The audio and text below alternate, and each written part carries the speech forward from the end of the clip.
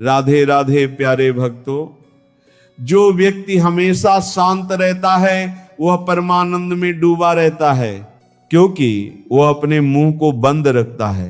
इसीलिए आज हम आपको मौन की गहराई में कितना सारा आनंद छुपा हुआ है, ये एक प्रसिद्ध कहानी के माध्यम से बताएंगे। तो चलिए कहानी की शुरुआत करते हैं। दोस्तों, बहुत समय पहले की बात है। एक नगरी में एक गुरुवर जंगलों के बीच अपनी कुटिया बनाकर रहा करते थे। आसपास बहुत ही अच्छा वातावरण था, शांत वातावरण था। वहां जो कोई भी जाता था वह अपना दुख भूल जाता था। उस वातावरण की शांति में मन को एक असीम शांति प्राप्त होती थी, जिससे जो भी कोई वहां अपने दुख लेकर जाता वह उसे भूल जाया करता। एक दिन वह गुरु अपने कुछ शिष्यों को उपदेश दे रहे थे। वह कह रहे थे, हमें अत्यधिक कम बोलना चाहिए। हमारे पास 2 कान और 1 मुंह है। इसका अर्थ यह है कि हम जितना बोलते हैं उसका 2 गुना हमें सुनना चाहिए, और यही प्रकृति भी चाहती है। इसलिए उसने हमें इस रूप में ढाला है। इसलिए इस प्रकृति ने हमें 2 कान और 1 मुंह दिया है। तुमने देखा होगा कि इस प्रकृति में जिस भी पदार्थ की संख्या अत्यधिक है, उस पदार्थ की कीमत उतनी ही कम है, और जो पदार्थ बहुत कम है उसकी कीमत उतनी ही ज्यादा है। और यही नियम हमारी जीभा पर भी लागू होता है। हम जितना कम बोलेंगे, लोग हमारी बातों को उतना ही गहराई से समझेंगे, हमें उतनी ही गंभीरता से लेंगे। वो हमारी बात सुनेंगे, समझेंगे और हमारी इज्जत भी करेंगे। उन गुरु की यह बात सुनकर उन सभी शिष्यों में से एक शिष्य खड़ा हुआ और उसने उन गुरु से कहा, हे गुरुवर, आपकी बातों को बीच में काटने के लिए क्षमा चाहता हूं, लेकिन मेरा एक प्रश्न है, क्या मैं आपसे पूछ सकता हूं? इस पर वो गुरुवर कहते हैं, अवश्य पूछो, तुम क्या पूछना चाहते हो? तभी शिष्य कहता है, गुरुवर, यदि हम कम बोलेंगे तो हमारी बात सामने वाला किस तरह से समझ पाएगा? इस पर वो गुरुवर कहते हैं, तुम क्या कहना चाहते हो?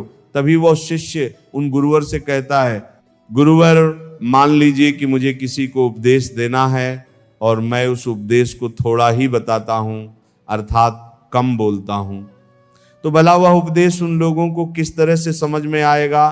और यदि मैंने उनसे कम शब्द कहे, कम बातें कही और उन लोगों को वह बात समझ नहीं आई, तो वो लोग मुझे गलत समझेंगे, या फिर ये भी हो सकता है कि वो लोग मेरी बातों का गलत मतलब निकाले। और हमने अक्सर अपने आसपास ये भी देखा है कि जब भी कोई झगड़ा करता है, मारपीट करता है, ऐसे समय पर जो व्यक्ति शांत रहता है, कम बोलता है, लोग उसे डरपोक समझते हैं, उसे मारते पीटते हैं, उसे डरपोक समझकर उसका उपहास करते हैं, अपशब्द कहते हैं। लेकिन वह कम बोलने वाला व्यक्ति उनसे कुछ नहीं कह पाता।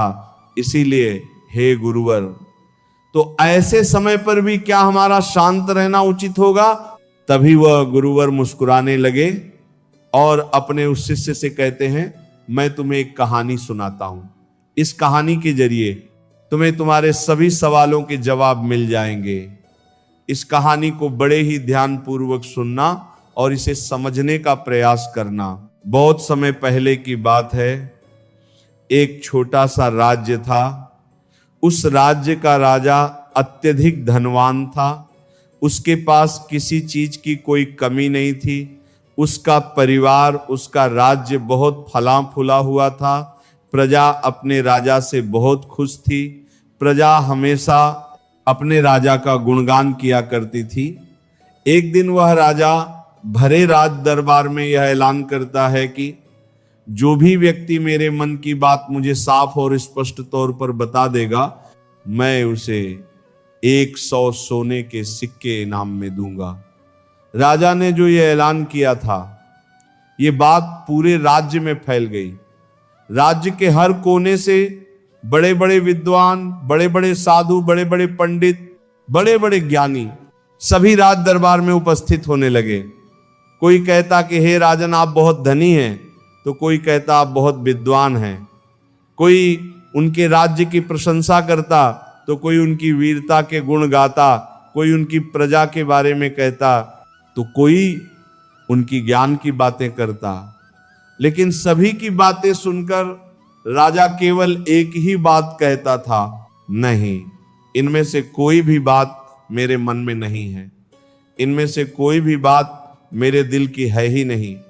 सभी ने बहुत प्रयत्न किए, सभी ने बहुत अच्छी अच्छी बातें उस राजा को बताई, लेकिन राजा हर बार केवल एक ही बात कहता था कि जो भी बातें आप लोगों ने कही है, ऐसी कोई भी बात मेरे मन में है ही नहीं।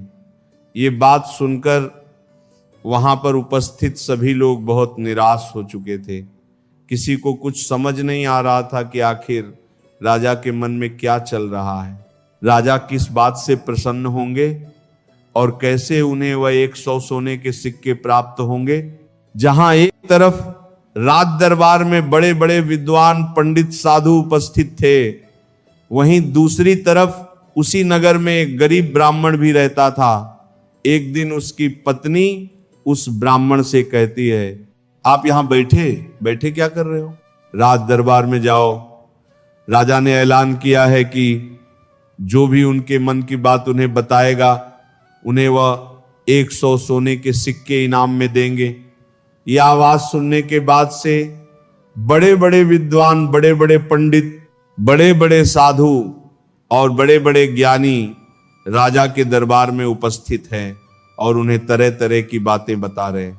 आप भी वहां क्यों नहीं जाते, आप भी वहां जाओ, राजा को उनके मन की बात बताओ, ताकि राजा प्रसन्न हो सके और आपको इनाम में 100 सोने के सिक्के दें। अपनी पत्नी की यह बात सुनकर वो ब्राह्मण कहता है, तुम मूर्ख हो क्या? वे लोग राजा के बड़े खास लोग हैं, वो बड़े विद्वान हैं, पंडित हैं, ज्ञानी हैं उनके सामने, भला मैं क्या हूं? वो काम बड़े बड़े पंडितों का है, बड़े बड़े साधुओं का है। जिसने भी इस दुनिया का बहुत सारा ज्ञान अर्जित किया होगा, ये उसी के बस की बात है, मेरे बस की नहीं। मैं भला राजा के मन की बात किस तरह समझ सकता हूं? हम गरीब हैं और हमें उस राज्य दरबार में जाने के लिए भी अनुमति चाहिए, और ऐसे में तुम मुझे उस राज्य दरबार में भेजना चाहती हो। यदि मैंने उनके मन की बात कह भी दी तो वह भला हमें 100 सोने के मोहरे क्यों देंगे? अपने पति की यह बात सुनकर उसकी पत्नी कहती है, ओहो, मुझे कुछ नहीं पता, आप उस राज दरबार में जाइए और जैसा मैं कहती हूं बिल्कुल वैसा कीजिए। जब आप उस राज दरबार में जाएंगे और राजा जब आपकी तरफ देख रहे होंगे, तब आपको पूर्व दिशा की तरफ अपनी एक उंगली उठा देनी है।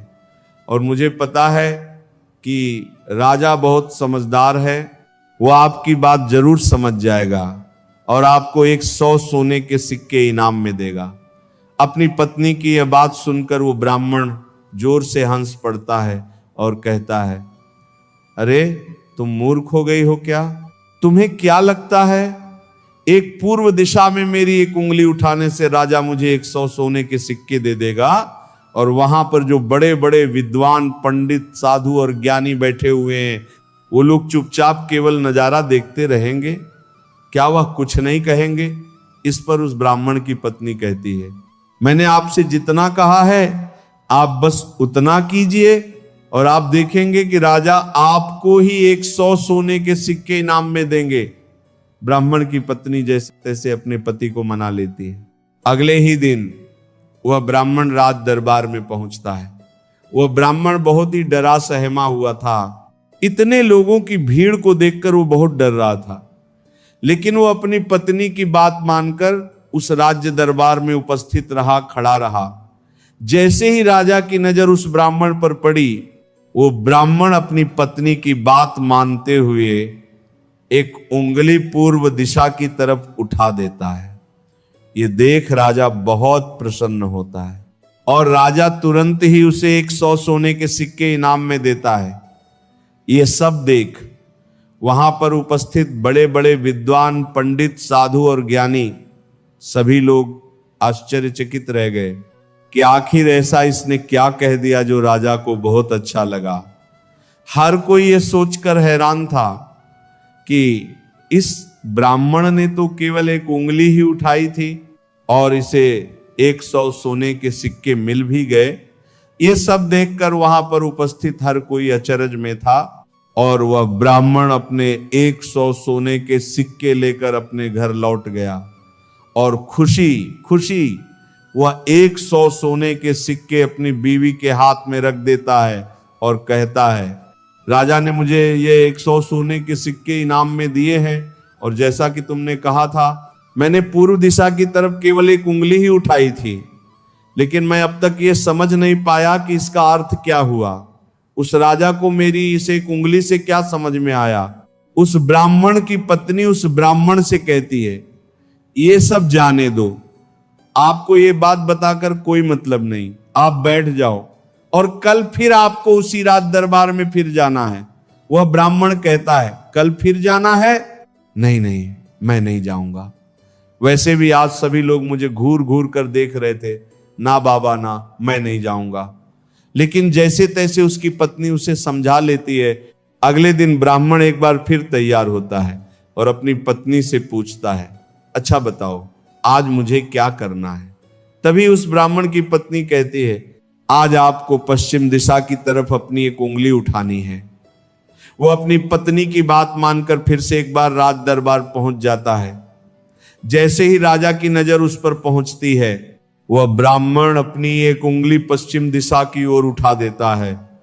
यह देख राजा एक बार फिर प्रसन्न हो जाता है। वह राजा उन्हें 100 सोने के सिक्के फिर से इनाम दे देता है। यह सब देखकर वहां पर उपस्थित हर कोई बड़ा हैरान थे। हर कोई अचरज में था कि आखिर यह सब हो क्या रहा है। हम यहाँ पर अच्छी अच्छी बातें बता रहे हैं, राजा को तरह तरह का ज्ञान दे रहे हैं, लेकिन राजा उससे प्रसन्न नहीं हो रहे। और ये ब्राह्मण है कि केवल एक उंगली उठाता है और राजा उसकी बातों से खुश हो जाते हैं, उसे 100 सोने के सिक्के ही इनाम में दे देते हैं। और तो और ये कुछ बोलता भी नहीं, चुपचाप आता है, उंगली उठाता है, इनाम लेता है और चला जाता है। हर कोई केवल बस यही जानना चाहता था कि आखिर उस ब्राह्मण को ऐसा कौन सा ज्ञान है जो उनके पास नहीं। अगले दिन फिर से वह ब्राह्मण राज दरबार में आता है और अब की बार वह अपनी उंगली उत्तर दिशा की तरफ उठाता है और अब की बार भी राजा प्रसन्न होकर उसे 100 सोने के सिक्के इनाम में देते हैं। यह सब देख देख कर वहां पर उपस्थित हर बड़ा से बड़ा विद्वान थक चुका था। उन्हें कुछ भी समझ नहीं आ रहा था कि आखिर एक उंगली उठाने से राजा किस तरह से प्रसन्न हो जा रहे हैं। ये बात देखकर हर किसी ने यह तय किया कि अब यदि उंगली उठाने से ही उन्हें इनाम मिल सकता है तो वह राजा के सामने बड़ी बड़ी बातें क्यों करें, बड़ा बड़ा ज्ञान राजा को क्यों बताएं। उससे अच्छा है कि वह सब मिलकर एक ही दिशा की तरफ उंगली उठाएंगे। सभी ने मिलकर यह तय कर लिया था। अगले दिन सुबह वह ब्राह्मण फिर से राज दरबार में आने के लिए तैयार हो रहा था और वह अपनी पत्नी से पूछता है, बताओ आज मुझे क्या करना होगा। इस पर उसकी पत्नी कहती है, आज आपको कुछ नहीं करना, आज आप घर पर ही बैठे। उस दिन सभी ब्राह्मण, सभी विद्वान, सभी साधु संत वहां पर उपस्थित थे। राजा के आते ही सब खड़े हुए। जैसे ही राजा की नजर उनसे मिली, सभी ने दक्षिण दिशा की तरफ अपनी उंगली उठा दी। यह देखकर राजा को बड़ा क्रोध आया।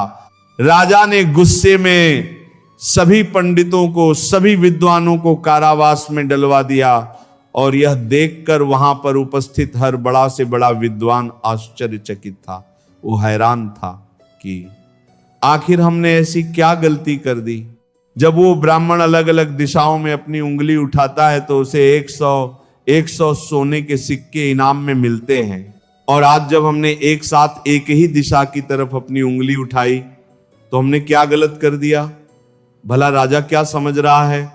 ऐसा कौन सा ज्ञान है, ऐसा कौन सा राज्य है जो हम नहीं जानते, जिसके बारे में हम में से किसी को कुछ नहीं पता। ये उंगली करने वाला कौन सा नया ज्ञान है जो हमने आज तक नहीं सीखा। जिसके बारे में हम में से किसी को आज तक कुछ नहीं पता। जब उन विद्वानों की पत्नियों को यह पता चला कि राजा ने उन्हें कारावास में डाल दिया है, तब उनकी पत्नी राजा के पास विनती करने आई कि वे उन्हें छोड़ दें। उनसे गलती हो गई, लेकिन राजा ने किसी की एक ना सुनी। और जब उन सभी को यह लगने लगा कि राजा उनके पतियों को नहीं छोड़ने वाले, तो वे सभी उसी ब्राह्मण के पास पहुंचे और वहां जाकर वो उनसे विनती करने लगे कि वह उनके पतियों की मदद करें, उन्हें कारावास से बाहर निकाले। राजा ने उन्हें कारावास में डाल दिया है और हमने उनसे कई बार विनती की, आग्रह किया कि वो उन्हें छोड़ दे। उनसे गलती हो गई, लेकिन राजा ने एक ना सुनी। इसलिए हम सभी आपके पास आए हैं, कृपया हमारी मदद करें। उस ब्राह्मण ने और उसकी पत्नी ने सारी बातें ध्यान पूर्वक सुनी। उसके बाद उस गरीब ब्राह्मण की पत्नी राज दरबार जाती है और जैसे ही राज दरबार में राजा की नजर उस गरीब ब्राह्मण की पत्नी पर पड़ती है, तो राजा अपनी 2 उंगलियां खड़ा करता है और तभी वह ब्राह्मण की पत्नी अपने पैर पर ताली मारती है।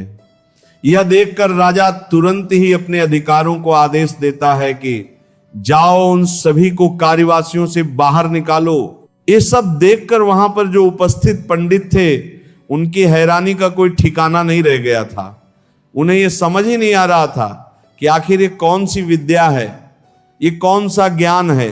कभी वो ब्राह्मण 1 उंगली खड़ी करता है, कभी राजा 2 उंगलियां खड़ी करता है, और कभी ये ब्राह्मण की पत्नी अपने टांगों पर ताली पीटती है। आखिर ये सब चल क्या रहा है, आखिर ये सब हो क्या रहा है।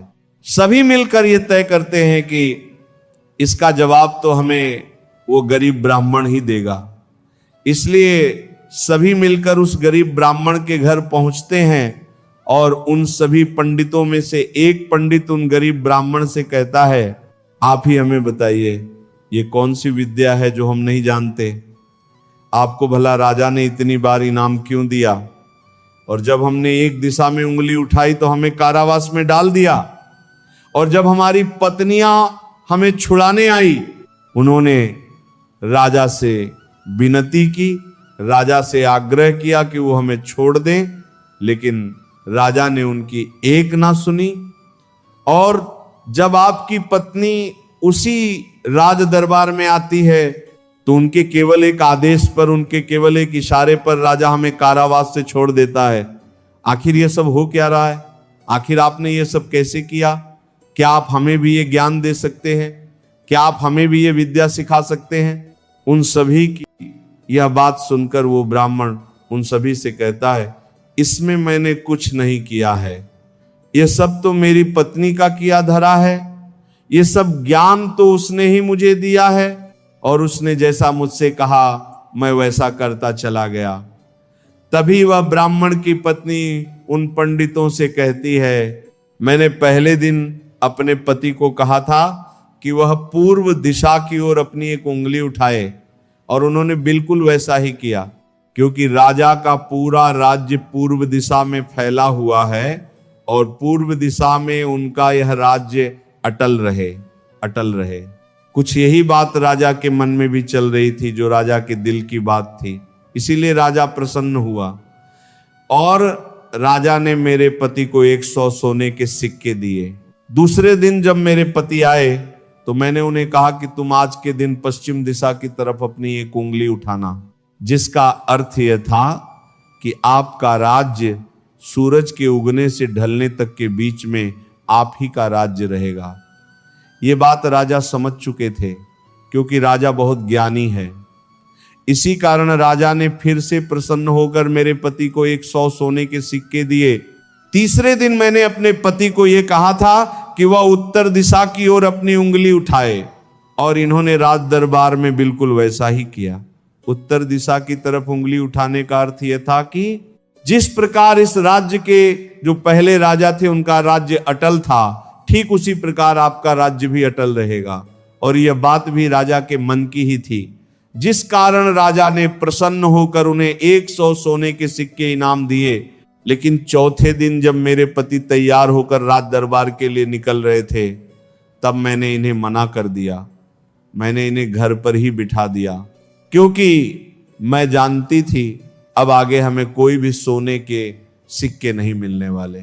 उनके मन की जो भी बातें थी वो हमने पहले ही कर दी थी, लेकिन उसी वक्त आप लोगों की मूर्खता के कारण आप सभी ने दक्षिण दिशा की तरफ उंगली उठा दी, और इधर तो राजा रावण का राज्य चला गया, उसे मार दिया गया था। इसलिए राजा ने इसे एक गलत निर्देश समझा, एक गलत संदेश माना और आप सभी को कारावास में डाल दिया। तभी उन सभी पंडितों में से एक पंडित यह कहता है कि यह सब तो ठीक है, लेकिन आपने हमें बाहर कैसे निकाला, जबकि राजा ने तो हमें बाहर निकालने से मना कर दिया था। तभी वह ब्राह्मण की पत्नी कहती है, जब मैं अपने हाथों में चारा लेकर राज दरबार पहुंची तो राजा ने 2 उंगली खड़े कर दी और मैं उनका संदेश समझ चुकी थी। इसीलिए मैंने अपने हाथों से अपने पैरों पर ताली पीटी, जिसका अर्थ यह था कि ये तो केवल जानवरों के जैसे हैं, ये तो केवल खाने वाले हैं। राजा का अर्थ यह था कि जानवर 2 प्रकार के होते हैं, सींग वाले और बिना सींग वाले, और मेरे ताली पीटने का अर्थ यह था ये तो बिना सींग वाले हैं और इनसे आपको कोई नुकसान नहीं, ये तो केवल खाने वाले जानवरों में से हैं, ये आपको कभी भी नुकसान नहीं पहुंचा सकते। और इसी कारण राजा ने आप सभी को कारावास से बाहर निकाल दिया। इतना कहकर उन गुरु ने अपनी ये कहानी यहीं पर समाप्त कर दी और आगे वो अपने शिष्यों को उपदेश देते हुए कहते हैं कि हम कम से कम शब्दों में भी किसी को बड़ा से बड़ा ज्ञान दे सकते हैं। इससे यह भी साबित होता है कि हम कम से कम शब्द बोलकर अपना ज्ञान किसी को भी समझा सकते हैं। लेकिन यहां पर एक बात और समझने वाली यह है कि जो ज्ञान अर्जित कर रहा है, जिसे हम यह ज्ञान दे रहे हैं, वह भी उस ज्ञान को समझने वाला होना चाहिए, ज्ञानी होना चाहिए, तभी तो ज्ञान देने का हमारा मकसद पूरा हो सकेगा।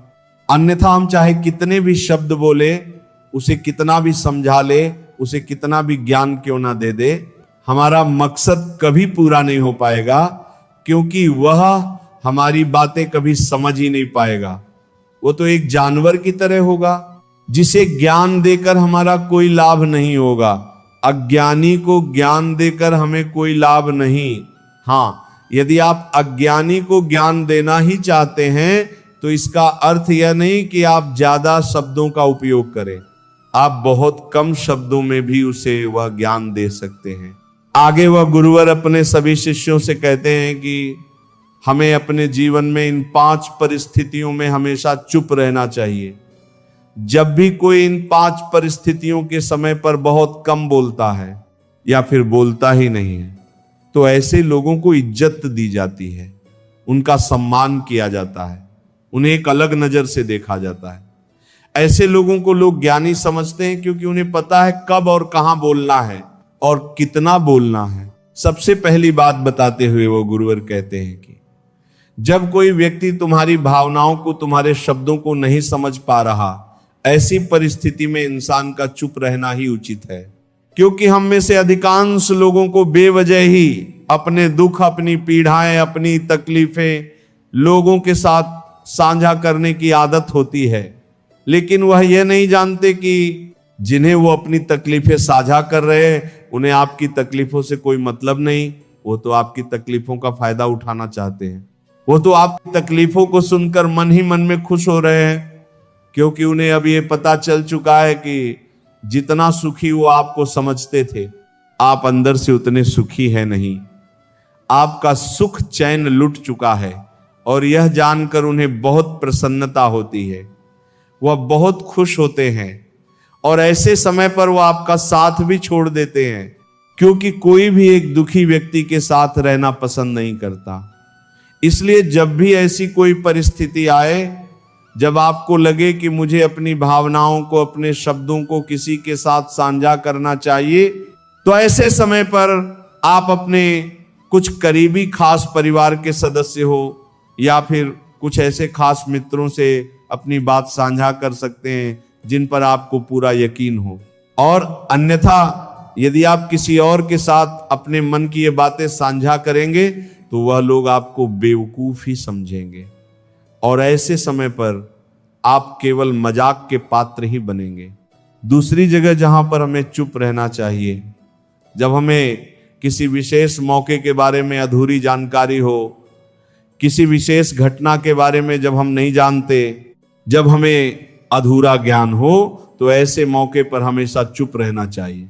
हम में से अधिकांश लोगों को यह शौक होता है कि वे अपने ज्ञान का प्रदर्शन करें, लेकिन अधिकांश लोगों को आपने देखा होगा कि उन्हें उस विषय के बारे में अधूरा ज्ञान होता है, जिस कारण वह हर समय लोगों के बीच मजाक का पात्र बनते हैं। लोग उनकी खिल्ली उड़ाते हैं, उनका मजाक बनाते हैं और ऐसे व्यक्तियों को लोग कभी गंभीरता से नहीं सुनते, उन्हें कभी गंभीरता से नहीं लेते। जो भी बातें हमने इधर उधर से सुनी है जिनका हमें ज्ञान नहीं है, उन बातों को लेकर हमें कभी भी दूसरों को नहीं समझाना चाहिए, ना ही अपनी बातों को दूसरों से मनवाना चाहिए। आगे गुरुवर अपने शिष्यों को तीसरी बात बताते हुए कहते हैं, जब कोई इंसान किसी दूसरे व्यक्ति की बुराई कर रहा हो तो ऐसे समय पर तुम्हें चुप रहना चाहिए, क्योंकि ऐसा व्यक्ति कभी किसी का नहीं होता। तुम जिस नकारात्मक बातों का हिस्सा बनने जा रहे हो, वह नकारात्मक बातें तुम्हारे मन में प्रवेश करती चली जाएंगी और धीरे धीरे यह नकारात्मक बातें तुम पर हावी होने लगेंगी और फिर तुम भी उसी की तरह नकारात्मक बातें सुनने लगोगे, सोचने लगोगे और करने लगोगे। इसीलिए कभी भी इन चीजों का हिस्सा ना बने, क्योंकि जो व्यक्ति तुम्हारे सामने किसी तीसरे व्यक्ति की बुराई कर रहा है, ऐसा जरूरी नहीं कि वह तुम्हारी बुराई उस तीसरे व्यक्ति के सामने ना कर रहा हो। ऐसे व्यक्ति कभी किसी के नहीं होते, वह पीठ पीछे एक दूसरे की बुराई करते ही रहते हैं। इसलिए जब भी कोई व्यक्ति तुम्हारे सामने किसी तीसरे व्यक्ति की बुराई कर रहा हो तो तुम्हें उसकी बातें केवल ध्यानपूर्वक सुननी है, लेकिन उस पर कोई भी प्रतिक्रिया नहीं देनी। आगे वो गुरुवर अपने शिष्यों को अगली बात बताते हुए कहते हैं, जब कोई व्यक्ति तुम पर गुस्सा कर रहा हो, तुम पर चिल्ला रहा हो, तुम्हारा अपमान कर रहा हो, तुम्हें अपशब्द कह रहा हो, ऐसे वक्त पर तुम्हें शांत रहना चाहिए, चुप रहना चाहिए, क्योंकि तुम्हारे मौन से बड़ा और कोई हथियार नहीं। तुम चुप रहकर उसके सभी सवालों का जवाब उसे दे सकते हो और तो और तुम चुप रहकर उसके गुस्से को शांत करने में उसकी मदद भी कर सकते हो और ऐसा करने से तुम इस परिस्थिति को और बिगड़ने से बचा सकते हो। और देखना, जब गुस्सा करने वाला व्यक्ति शांत होगा, जब उसका गुस्सा शांत हो जाएगा तो उसे अपनी गलती का एहसास भी होगा और वह तुमसे माफी भी मांगेगा। इसलिए तुम्हें ऐसे जगहों पर चुप रहना चाहिए, किंतु तुम्हें हर जगह पर चुप भी नहीं रहना चाहिए। जब तुम्हें लगे कि कोई व्यक्ति गलत कर रहा हो तो उसका विरोध कर शांत मत रहो, क्योंकि यदि तुम ऐसी परिस्थिति में चुप रहोगे तो वह तुम्हें कमजोर समझेगा, तुम्हें डरपोक समझेगा और तुम्हारे इस कमजोरी का फायदा भी उठाएगा। गुस्से का ये जो तरीका है, ये केवल अपनों के साथ ही अच्छा है। जैसे तुम्हारा परिवार, सगे संबंधी, तुम्हारे खास मित्र, लेकिन हर इंसान के सामने तुम्हें ऐसे नहीं रहना। यदि तुम्हारे साथ कोई गलत कर रहा हो तो इसका जवाब तुम्हें उसे अवश्य देना चाहिए। आगे वह गुरुवर अपने शिष्यों को पांचवी बात बताते हुए कहते हैं कि जब कोई व्यक्ति अपने मन की बात, कोई घटना या कोई दुख भरी बातें तुम्हारे साथ साझा कर रहा हो तो ऐसी स्थिति में हमें चुप रहकर ध्यान पूर्वक उसकी सारी बातें सुननी चाहिए। आपने तो देखा ही होगा, जब हम अपनी परेशानी किसी के साथ साझा कर रहे होते हैं, उसी वक्त हमारा कोई ऐसा मित्र या फिर कोई ऐसा सगा संबंधी अवश्य होता है जो हमारी बात पूरी करने से पहले हमें समाधान देना शुरू कर देता है। और जब कोई ऐसा करता है तो हमारे मन में क्रोध उत्पन्न होता है, हम उस व्यक्ति से बात तक करना पसंद नहीं करते।